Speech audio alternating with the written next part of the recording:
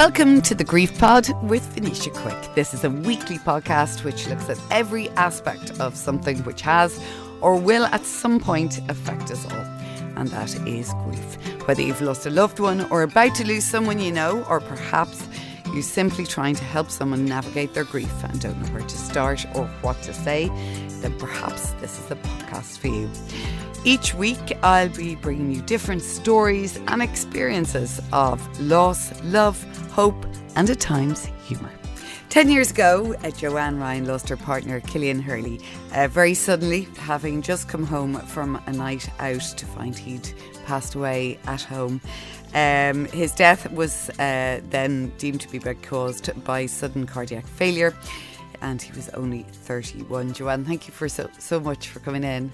Thanks so much, today, because I know this isn't something you've really spoken about a lot publicly before. Not really, no. And I was given an opportunity to speak about it recently because it was his 10-year anniversary. And I was doing some fundraising for CRY, who are the Cardiac Risk in the Young charity. So it's actually been lovely I found it really lovely to speak about him. So I was keen. Did you find it quite cathartic? Yeah. That you just, were bringing his memory back into, not that it was gone, but for other people back into sort of the public in a way? Definitely. I think it really made me think about me in the early days and how much I was seeking those kind of stories and not really finding them anywhere. Anything that was similar to my story, I didn't really find it anywhere, and I was kind of looking for it. So I'm really hoping that speaking about it can kind of give people... Yeah, absolutely. And you will, because I think it's exactly what people do, is they sort of go and look for people that are in a similar situation or have gone through a similar situation, depending on what it is, whether it's your partner, your husband, whether you have kids, you don't have kids, perhaps you've lost your kids, because often obviously our grief is different, so you're trying to find similarities. Yeah, definitely. And I think because we weren't married, like that was kind of one of the things that I couldn't really find that many stories of people who'd lost their boyfriends or partners. It was a lot of kind of people who were widows, and there's no real word for somebody who loses the person they're not married to. That's actually true. Yeah. And I found that really hard at the time. Definitely. Yeah, no, it's now you say it. Yeah. Because actually, I always think the word widow is such a weird, because for me it always sort of, I don't know, it seemed like something that would be for an older person, because as a natural stage of life, whereas you sort of, I remember myself and my mum were in a meeting in Spain, something to do with my dad, and you had to fill in the forms to the solicitor, and he looked at both of them and he went, no, and said to my mum, that's your form. And I was like, no, it's actually mine. And it was weird. It was just a sort of like, okay, that looks a bit wrong. It's jarring. Yeah. So tell me about, I suppose, Killian and yourself and your lives leading up to this. Yeah. So I met Killian at work. So we both worked in the YMCA in Dublin. We were only together officially for just over a year, but we were friends before that. And I think it's funny, I was listening to your podcast with Victoria Mary Clark, which I absolutely loved. I could listen to her all day. But I suppose the differences between different types of grief, I think just kind of became really clear to me there that, they had such a long time together. Yeah. And they're, she's grieving all those memories and all that time that they had, whereas with myself and Killian, we didn't have that much time together. So it's really grieving the things that we didn't get to do, or the things, the plans that we made, and we made a lot of plans. Yeah, and I mean, I think that's right. I mean, I was talking to somebody about this actual very thing the other day, and I sort of go, well, I always sort of, okay, there's a lot you don't get, and the kids particularly won't get it and haven't got, but I always feel sort of lucky because I got everything early. So I got those 24 years in the other way around, if you know what I mean. So you guys were together a short space of time, but you were very much together. I mean... Yeah. I think after about 3 weeks, I don't think we spent a night apart after that. It was very intense, but in the best possible way. We just knew. Yeah. It was one of those things. And we fit a huge amount of life into the time that we did have together, and we went on trips and you know, we just lived. And I think that was the one thing about Killian. That I always describe him as the most alive person I've ever met, because like from the minute he woke up in the morning, he was just go, go, go, and never wasted a minute of his life. So it was nearly like... And you're a very bubbly person. Yeah. So it's sort of, I imagine together you were quite a... You know, you made your mark. Yeah, we did. We did. And that's the thing. And I suppose we have so many photographs. I mean, that was something that I couldn't believe. It was like I knew that I needed to capture all of these moments, and we just took photographs all the time. So I have like hundreds of photographs. Is something that I constantly tell people to do, is like not be shy of taking photographs, even in new relationships. Just do it. To have. Yeah. Yeah. Yeah, it's really important. Killian worked in gyms and fitness, and so on the outside, a very healthy person. Very much so. And I think that tends to be the case sometimes with sudden cardiac death. It can be the most active young people that it tends to happen to. So, and there was no indication whatsoever. Absolutely nothing. Yeah. Nothing. And I mean, even the day before he died, just even the amount of things that we did in that one day, like you'd be exhausted listening to the list of things that we did that day. So it was one of those things that was just, again, just completely and utterly out of the blue.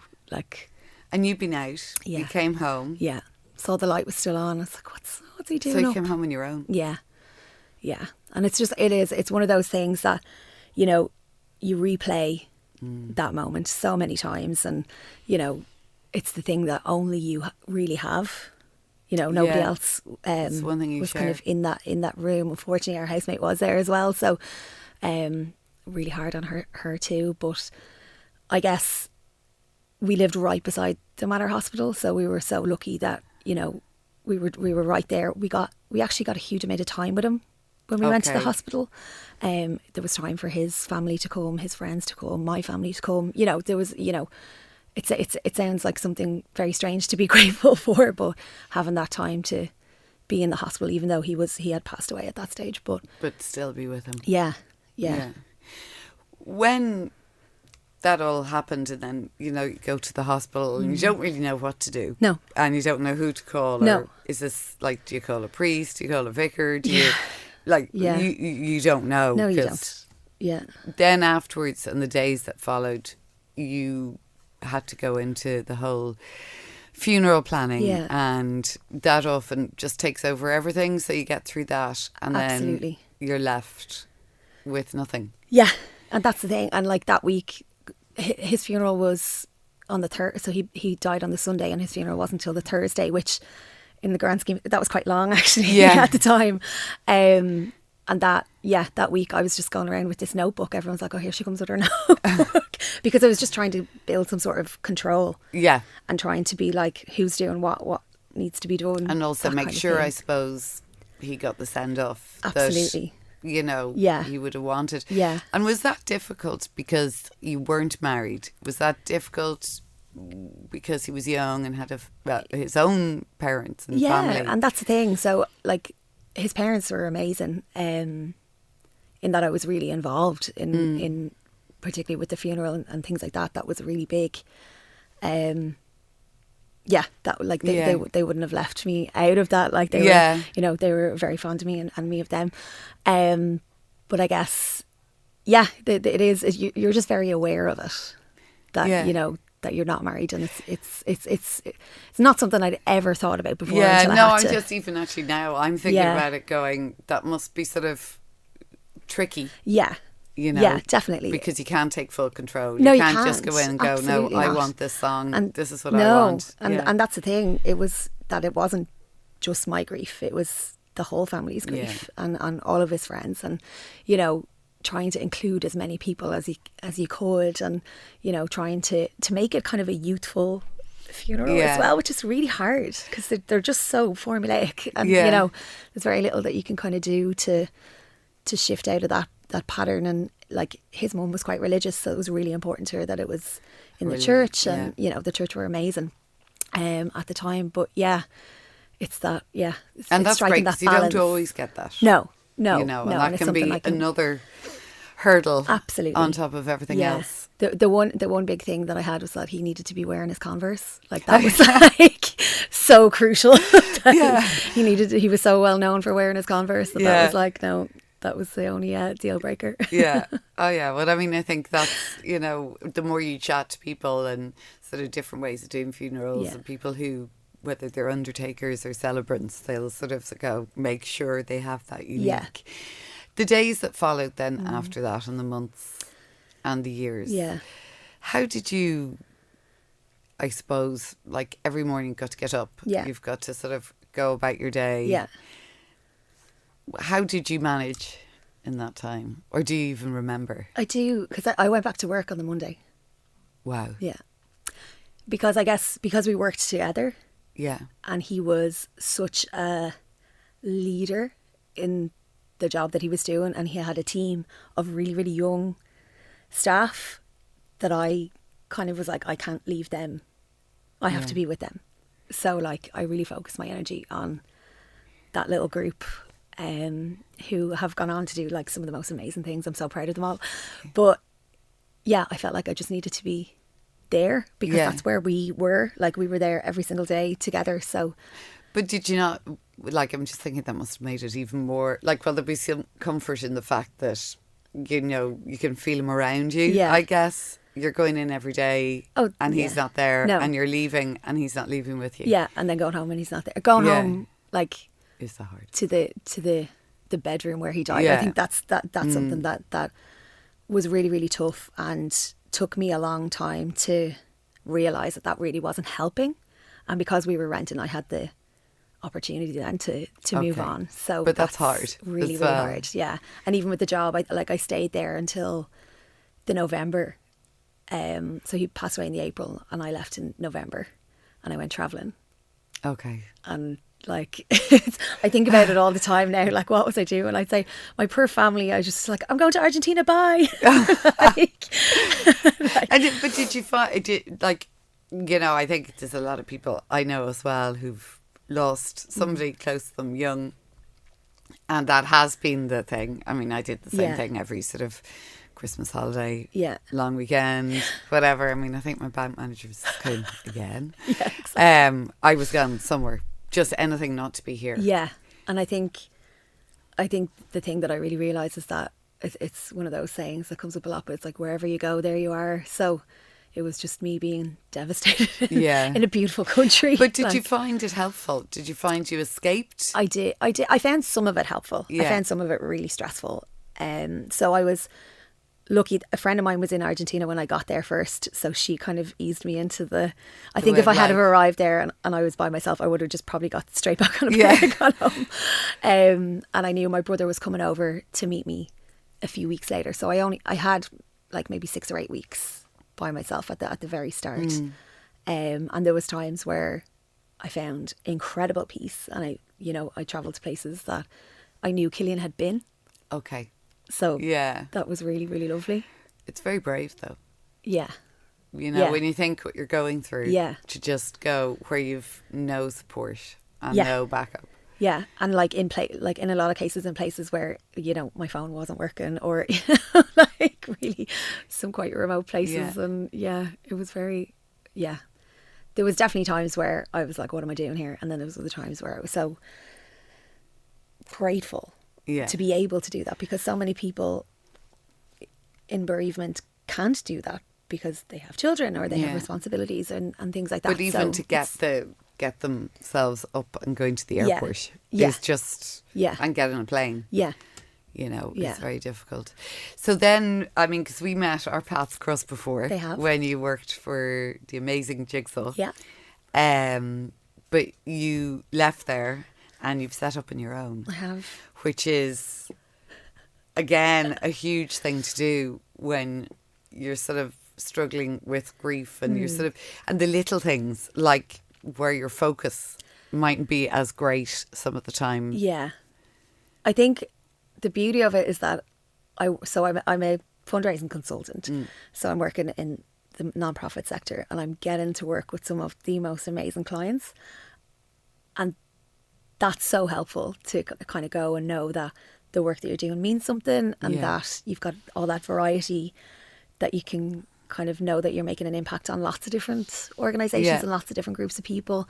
And to be honest, I can really feel Killian just nudging me along Yeah. this one. Like I can hear him just being so excited for me. And so it was something that we really shared a passion for, was community, because the gyms that he worked for were social enterprise gyms, so all the money was going straight back into the local community in Angel Street. So Yeah. you know, it was something that was his space Because too. that is quite, I think, when certainly the people I've interviewed that have set up different trusts or foundations Yeah. or charities as a result of the bereavement Yeah.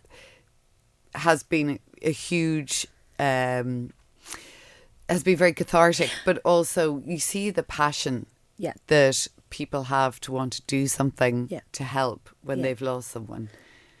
Do you find that sort of helpful, or can it be Absolutely. overwhelming? It can be a little bit of both. Like, so we did, myself and my mum and some of my cousins, some of Killian's cousins, friends, we did the mini marathon for Cry this year, and we've raised nearly €6,500. Wow. And you know, in my head, I was like, I'd love to make $2,000. Yeah. You Yeah, know? yeah, yeah. And then it just starts building and building, and it does become quite overwhelming, because people that maybe you haven't seen in a long time are making donations, and you're Yeah. thinking, God, like, people are still thinking about me and thinking about Killian, and people kind of in the comments sharing little Yeah. notes about Killian, like, and it's just it's so lovely to go, do you know what, like, you're still making an impact, Killian, like, Yeah. whether you like it or not. And that is, I think that is the thing. It's sort of like their name is still out there. Yeah, and you're keeping his name Yeah. alive by doing Yeah. that. And was the mini marathon is a very emotional day. It is, yeah. You know, because I always find it sort of, it's runners that are all doing it for somebody Yeah. or something. Yeah. And there's a lot of emotion on the day. There's a lot of There people that is. just walk it, Yeah. and you know, people are chatting, Yeah. and they might get upset or Yeah. they might not, and there's a huge emotion Yeah. to it. That's it. And I've done it loads of times over the years. And I mean, we did it for St. Francis Hospice after my nana died. And again, that was incredibly emotional for all of my family. And then, you know, each year we kind of have looked at different organisations and whatever's going on in our lives at the time. And it's been a lot. There's been a lot of things going on. But it's one of those things. And I think when that many women come together as well, there's something so powerful about it. And a that's- few guys in Oh yeah, wigs. and that they Fair bring play the to levity. them. They do. And did you find, like, it's sort of the running and the exercise, how have you felt that that's helped?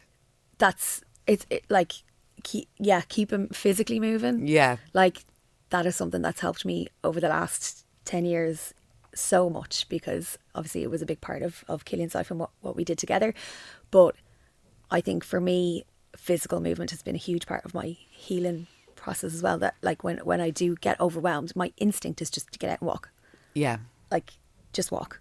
Yeah. Like, just move. Just, you know, don't. Just the like, headspace. Yeah, definitely. And- Especially if it's by the sea. That's Yes. Yeah. That does help. Yeah. That was always there Yeah. with the gyms, but that is something that is your go-to. Yeah. is it? It's like, it doesn't matter. It kind of didn't matter. Certainly at the time, it didn't matter what time of day or night it was. I just had to move if I felt overwhelmed, which was a lot. And especially because I think I wasn't really dealing with it as you know, I was doing my best to just make everybody feel like I was okay. So it was Yeah. like, I'm fine. Yeah. How are you? Yeah. Change the subject. Absolutely. And much as I didn't shy away from talking about it, it would always be about something that wasn't to do with me, until it would just get to the point where it would just spill over. Yeah. Um, And did you find that people, I guess because you were young as well, so a lot of people at that age don't have, like, a huge, I suppose, experience with grief to the same magnitude Yeah. as losing a partner. Yeah. Or so did you find that people actually didn't know what to say to you? Loads of people didn't know what to say. Like, most, and to be honest, I think I had experience with it already, so I didn't expect that much of people, but I guess people still showed up in ways that I think there's so many of my friends that don't even realise what they did in terms of just showing up. And just being there. Yeah.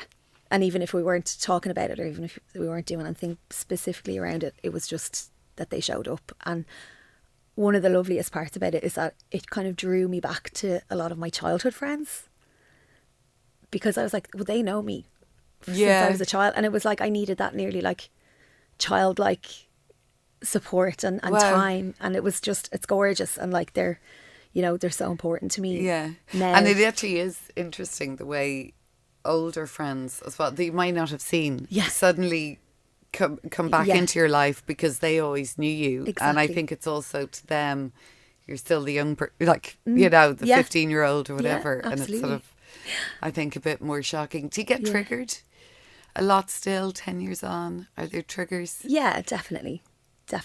It's, I feel like in the last few years there's been a lot of like even films where things like that have happened.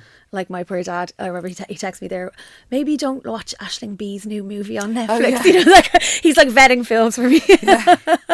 But of course you're gonna get triggered, and there'll be things that nobody else will understand as well. So, and sometimes they sound like you're like, I'm not going to explain that to people because it won't make sense. But of course, there's different things, and like obviously, certainly for the first couple of years, like going to weddings or things like that, like just incredibly tough. But obviously, they were all people that I loved, so I wouldn't not go.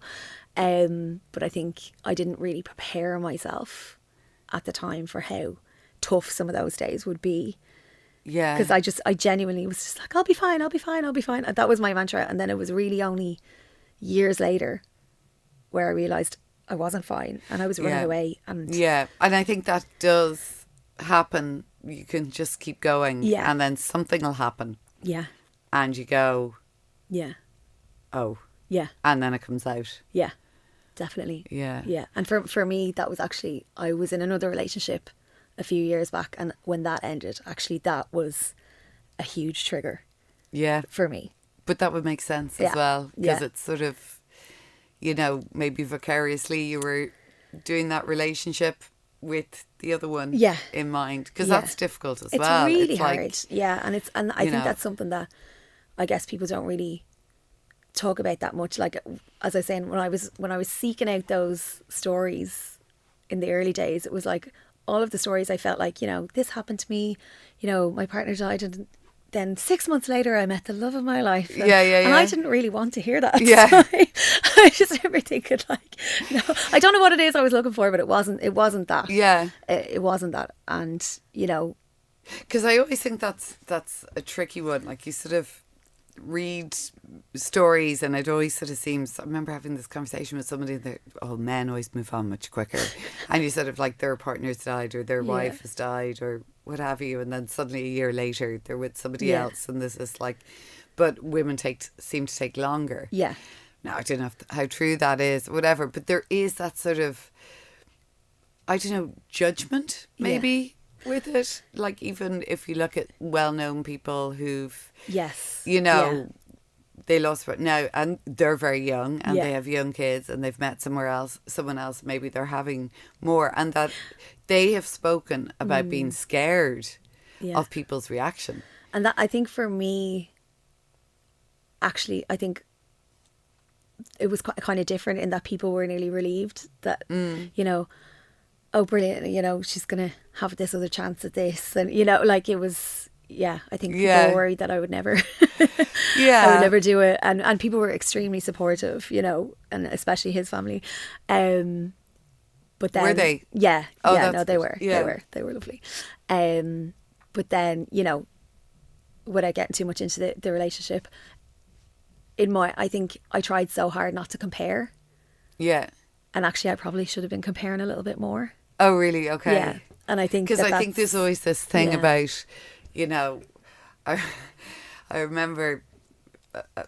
pal of mine and a friend of mine's actually died from cancer a few years ago, and before he died, we were chatting and we were talking about his partner, and he was like, he wanted her to, find somebody else. And I was like, well, it's sort of not that straightforward. Yeah. It's sort of a bit difficult. He's like, well, how do you mean? And I was like, well, they can be great fun, nice guy, but you might hate their shoes.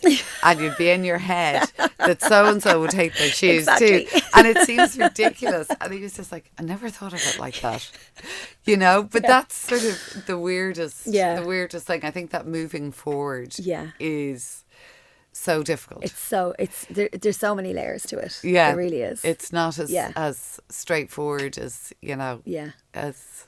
You're bringing something very different to the table. Yeah, and they've got to be able to accept that too. And that's it. They need that kind of maturity. Yeah. To be able to handle that. And yeah. It's an interesting one. Tell me more about Cry. Yeah. And the work they do and how you came to find out about them. So unfortunately, I didn't know about them at the time of Killian's death, which was unfortunate, really. But I suppose they've come into my orbit more recently. And it's just been incredible to learn more about what they're doing in terms of family screening. And I mean, Killian's family did get the opportunity to be screened at the time, and I imagine that was Cry, but I suppose I wasn't involved in that because I wasn't related to it. But they do a huge amount of family support and peer groups and things like they have a choir. I just think that's so gorgeous. There's something about, something so healing about singing and music. Yeah. But I suppose the screening is something that is so important to highlight because, if you have a condition that you don't know about, you need to know. Yeah, you need to absolutely. know. And that's something that they do, and it's genuinely life-saving. And so they raise money to do this screening. Yeah. And deliver all their other support programs for people who are bereaved as well. So it's So it's a real community. It is. It's a gorgeous community that I am really delighted to be part of. Do you think everybody should be screened at some point? Because you see kids playing football, there's awful stories of young kids. Yeah. And whatever other sport as well, but just collapsing for no apparent. So this should be something that is the same as kids getting their injections. Yeah, definitely. So why don't we do that? It's all money. Yeah. Yeah, unfortunately. Yeah. But this is what you're trying to promote. Absolutely. And go into schools. And Yeah. No, they do so much awareness raising, and I think building that community is so important because when something like that happens, you feel so alone. You really do. And again, it's like searching for that support and that, that connection with other families who've gone through the same thing. Yeah. Hugely important. And you've met, obviously, a lot of people through Cry. What sort of support do you give each other? So I actually haven't met a huge amount of people through them yet. I'm still quite new to the community, but I guess it's that peer connection and just understanding that sudden bereavement. It's so it's so different. Well, it's trauma as well. Yeah, exactly, and I think that came up a lot for me around the time of Killian's death, where describing it as he passed away in his sleep. Oh, that was so peaceful. I'm like, it wasn't peaceful for me. Yeah. And or at least, exactly. Yeah, and people do say, oh, they do, but that's not thinking. No, and none of it's ever. It's not meant to be. No, definitely. But you not. remember, but that's the it. people that said at least. Yeah, you're exactly. Like, how could you say that? Yeah, and that's the thing, and speaking of triggers, when you do hear those stories as well, particularly of people, very active, falling down on a football pitch. Or I remember a few years back, the footballer Christian Eriksen had a similar, and that for me was actually one of the biggest turning points for me realising that I was actually not okay, was how much I responded to that. Yeah. So now every time I see him on the TV, I'm like, give him a little thumbs up. And he's such a lovely guy. Lovely, he's we were at a Man U game and he came over to my son and shook his hand. Amazing. And he signed every single shirt. Oh, I love that. Of all the kids. I love that. What a lovely guy. Brilliant. Yeah. No, but definitely. that must be something that's... And then do you sort of feel like, with something like that, and he was saved, obviously. Yeah. Is there a bit of... Of course. Yeah. I just remember seeing the camera went to his wife I was watching the match, and the camera went to his wife, and that was to me, like, I was like, she is watching this, and me obviously thinking, this is what happened. This is what happened. But how it panned out. Yeah, and yeah, it's just it is, and I do see him, and I like, you know, I guess if there's more awareness of things like that happening, or, you know, people with the kind of training to know what that is, then it'll become more less lives can be saved. Yeah, exactly. Yeah. More people. Yeah.